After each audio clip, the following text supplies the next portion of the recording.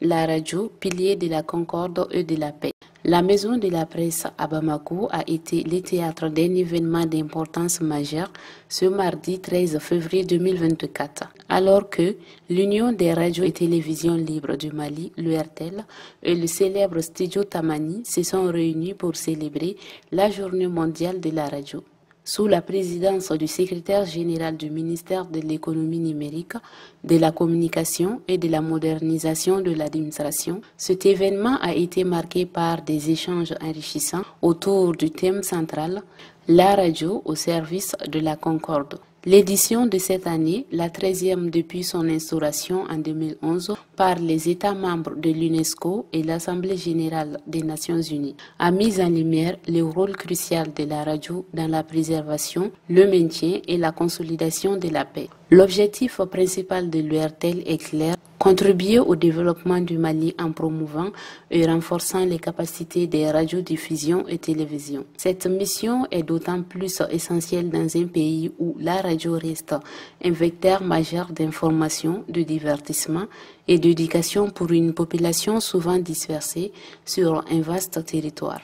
Lors de cette conférence de presse, les hommes et femmes des médias ont souligné l'importance de la radio comme outil de dialogue et de rapprochement entre les communautés.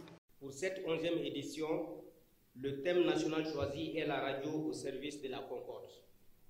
Ce thème d'une importance capitale résume le rôle important que joue la radio et la place qu'elle occupe dans l'établissement de la paix, la cohésion sociale et surtout la promotion du dialogue entre les fils du même pays.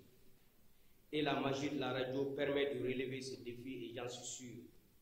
C'est le lieu de réaffirmer aux autorités de la transition la disponibilité des 451 radios membres de l'hôtel à accompagner ce dialogue intermalien initié par le chef de l'État, le colonel Assimi Goïta. Le 13 février est une journée de réflexion pour les acteurs évoluant dans les radios. Il s'agit pour nous d'interroger le passé remarquable de la radio, son présent pertinent et la promesse d'un avenir dynamique comme le stipule le thème mondial de cette année. C'est une opportunité pour réaffirmer le soutien à la radio au Mali pour son rôle crucial dans la société.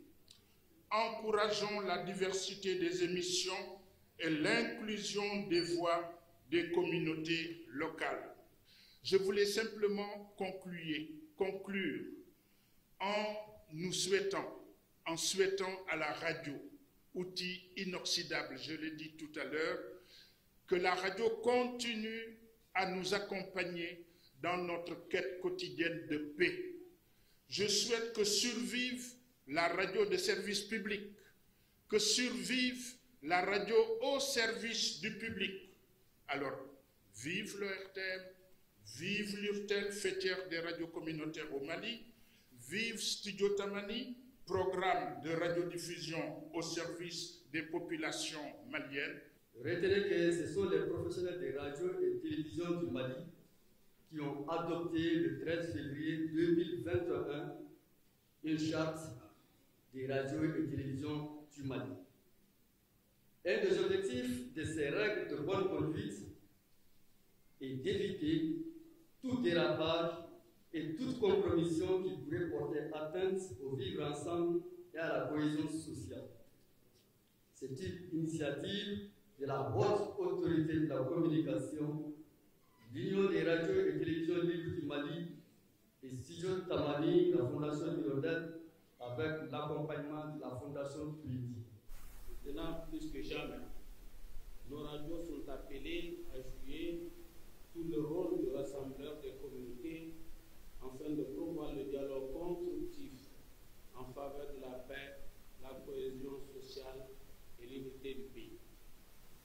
Ce pouvoir, vous l'avez en raison de la portée étendue de la vitesse de transmission de vos messages aux quatre coins du Mali sur ces centaines de kilomètres.